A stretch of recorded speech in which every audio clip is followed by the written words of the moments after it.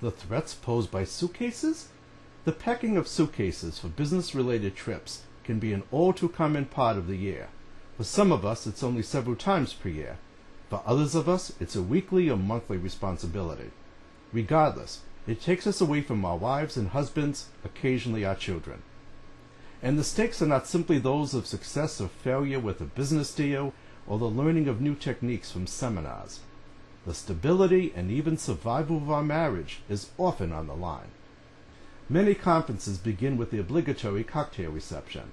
Then there is frequently a dinner dance or cruise on the bay, all designed ostensibly for the mingling of the participants, and all too often they lead to flirtations.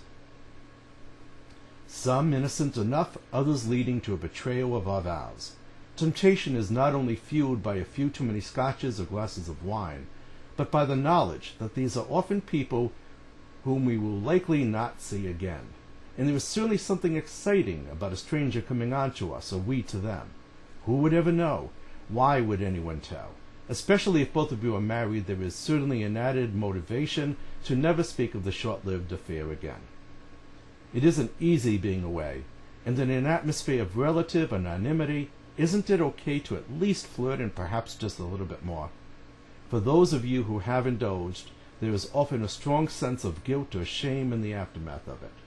Of course, there is the additional worry of pregnancy or sexually transmitted disease, or of the man or woman being one of those stalkers whom Hollywood movies portray so often and so well. Once you cross that line, there is really no going back to the way things were. If you tell your spouse about it, the reaction is not likely to be a positive one.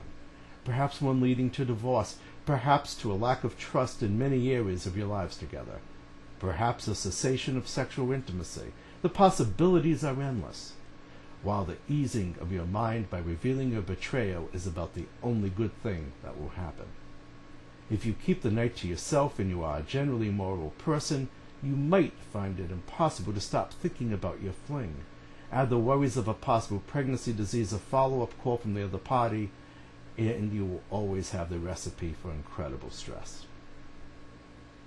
So be aware that it becomes a pretty much lose-lose situation. My suggestion is to obviously limit your alcohol intake to virtually nothing. I would also say try to round up some others to go to a show or dinner together, away from any romantic setting. Sort of like we tell our young teens to do when we don't want them going out on a one-on-one date. Chastity is the purpose there and should be the goal for you here.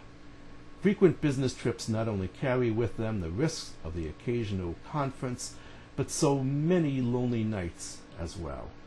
And now in the company of folks whom you see regularly and become close with. In many ways, these trips pose a more dangerous threat to a good marriage. Often affairs here begin as friendships and run the risk of becoming much more than a fling. They carry the high risk of actually falling in love with or having a real strong emotional as well as physical attachment to another man or woman. Aside from my earlier suggestions, I recommend taking advantage of technology here. Thanks to laptops, tablets, and the like, one can use a service such as Skype to connect with your family visually as well as auditorily. Using your imagination, I am confident that you and your wife or husband can make the evenings go by quickly and happily. Yes, business trips pose great threats to a marriage, but you can resist the temptations with a little planning and then some. And what are the risks and temptations for the spouse left at home? Well, let's leave that matter for another time, shall we? Enough said. Please visit www.don'toverlooktheobvious.com.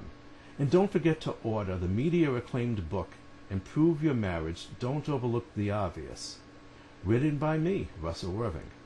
Get it from Amazon.com, Barnes & Noble's website, and other book retailers in the United States, Australia, England, and elsewhere. Thank you.